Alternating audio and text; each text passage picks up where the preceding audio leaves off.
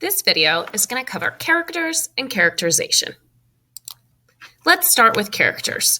There are some main character types that you find in literature. You find a protagonist and an antagonist. So your protagonist is the character whose conflict the story is centered around, and your antagonist is the character or thing that causes challenges or difficulties for the protagonist.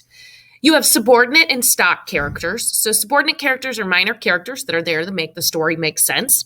Stock characters fit your stereotypical character type that you would think they should be. Characters are also then round or flat. Round means fully developed. You know a lot about them. Flat means you don't know that much about them. Maybe only one or two character traits. And then lastly, characters are either static or dynamic. Static means they stay the same. They're the same at the beginning, middle, and end of the book. There's no change to them whatsoever. Dynamic, however, means they change. So they're different. And they change a personal belief or a value. So the next thing we need to understand is, how do authors do that? How do they develop their characters to be round, to be dynamic or static, to have multiple traits and dimension to them? So let's take a look at this lesson to learn and understand a little bit more about how characterization works. As we read fiction, we come to better understand the characters. Characterization is the process by which the writer reveals the personality of a character. This is done in two ways. Direct characterization is when the writer directly describes the personality and traits of a character. Indirect characterization shows things that reveal the personality of a character. Because the author hasn't directly told us something, we have to think carefully and make inferences. We can use a simple trick to help us better understand indirect characterization. When you want to better understand a character, use the acronym STEAL to help you. S stands for speech. Think about what the character says and how the character speaks. T stands for thoughts. Consider the character's personal thoughts and think about how the character is feeling. E stands for effect on others. Think about the character's effect on other people. How do others feel or react in response to the character? A stands for actions. What does the character do? And how does the character behave? L stands for looks. What does the character look like? And how does the character dress?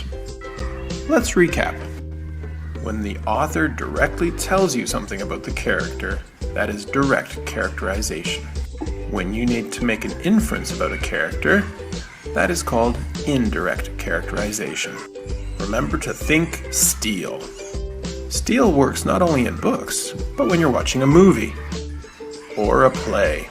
So the next time you're reading a good book, remember to think STEAL.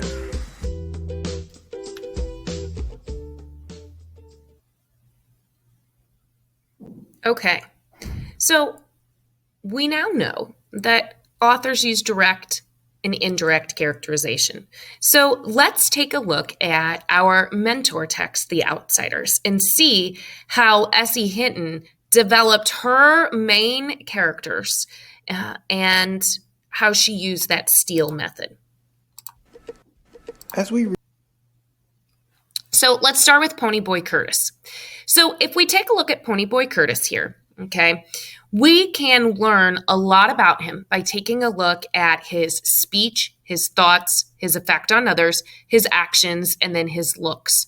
So if we look at the beginning of the story, we can see that he says things that lets us know a little bit about him. I was smarting and aching, and my chest was sore, and I was so nervous. My hands were shaking, and I wanted to start bawling. But you just don't say that to Derry. So he says, I'm okay. We can get a lot about Ponyboy Curtis from his thoughts. And nobody in our gang digs movies and books the way I do. For a while there, I thought I was the only person in the world that did. I'm supposed to be smart. I make good grades and I have a high IQ and everything, but I don't use my head. We can also learn a lot about him, about how he affects others. But sometimes I just don't use my head. It drives my brother Derry nuts when I do stuff like that. We get a lot from his actions as well. I was sweating something fierce, although I was cold. I could feel my palms getting clammy and the perspiration running down my back. I get like that when I'm real scared. I glanced around for a pop bottle or a stick or something, so I stood there like a bump on a log while they surrounded me. And lastly, we can learn a lot about him from his looks. I have light brown, almost red hair and greenish gray eyes. My hair is longer than a lot of boys wear theirs, squared off in the back and long at the front and sides. So when we put all of that together, we realize that Ponyboy is a young, book-smart kid who loves his family, gang included, but he doesn't feel like he fits in with people very well. We see that he's young and smart from his speech and his thoughts and his looks. We see that he loves his family from his effect on others and his actions, but we clearly see from his thoughts and speech that he does not feel like he fits in very well. So we can learn a lot about characters when we take a look at their indirect characterization and focus in on that steal method. So if we take a look at Soda Pop, we can do the same thing. We can look at speech, thoughts, effect on others, actions, and looks, and realize that Soda Pop is handsome. He's a high school dropout that is really good with cars and enjoys life. He loves his family as well, gang included, and he particularly pays attention to and looks out for his youngest brother, Ponyboy. So how did we learn all that? Well, we looked at the evidence from the story that the author provided us through indirect characterization.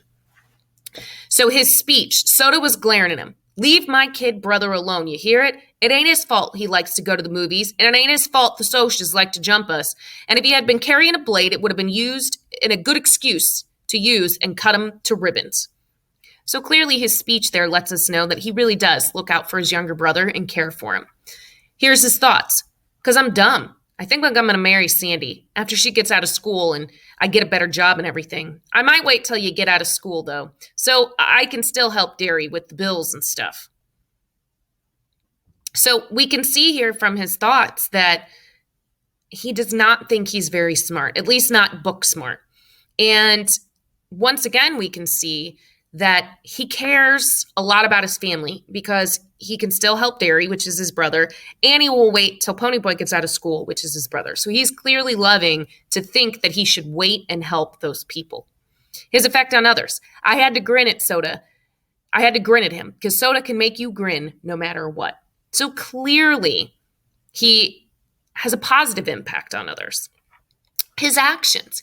He gets drunk on just plain living, and he understands everybody. Soda rubbed my hair. You're an okay kid, Pony.